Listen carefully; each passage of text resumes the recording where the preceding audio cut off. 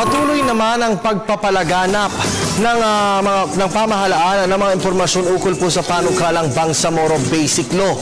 Ito'y upang lubos na mabatid ng publiko ang itatatag na political entity. Ang ilang kaalaman ukol po sa Bangsamoro sa ulat ng aming kasamang si Princess Habiba Sarip.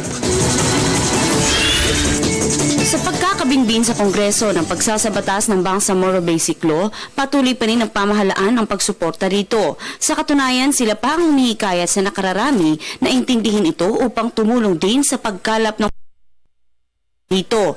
Sa bubuing Bangsamoro, tanong ng iba, sino o ano ang Bangsamoro? Identity o pagkakakilanlan at political entity. Ito ang dalawang bagay na tumutukoy sa Bangsamoro. Ang identity ay tinuturing na katutubong mamamayan ng Mindanao at ng kapuluan ng Sulu, maging ng mga karatigpulo nito kabilang na ang Palawan, katutubo man o hindi ay may karapatang tawaging Bangsamoro.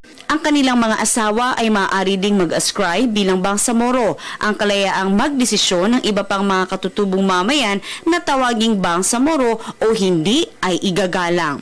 Lahat ng mamayan Bangsamoro ay mamayan ng Pilipinas. Ang katawagang Bangsamoro ay isa lamang pagkakakilanlan at hindi ito nasyonalidad.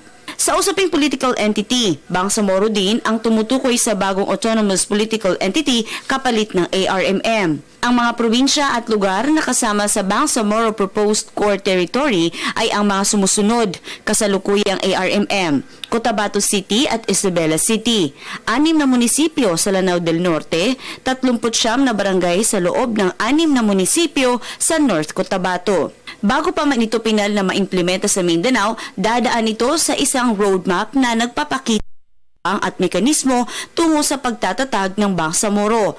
Una rito ang pagbuo ng Transition Commission o TC na siya namang babalangkas sa Bangsamoro Basic Law. Isusumite ito sa Kongreso at susunod ang pag-certify ng Pangulo rito ng Urgent Bill.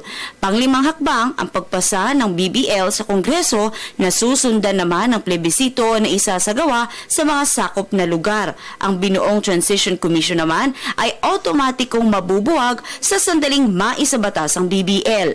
Mapapawalang bisa na rin ang ARMM sa sandaling mapagtibay ito. Sa ika-9 na hakbang ang paghirang sa Bangsamoro Transition o BTA na magsisilbi sa interim period. Susunod ang halalan sa pamahalaan ng Bangsamoro at ang paglagda ng katapusang dokumento.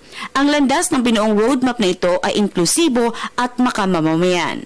Para sa Telebisyon ng Bayan, Princess Habiba Sarip.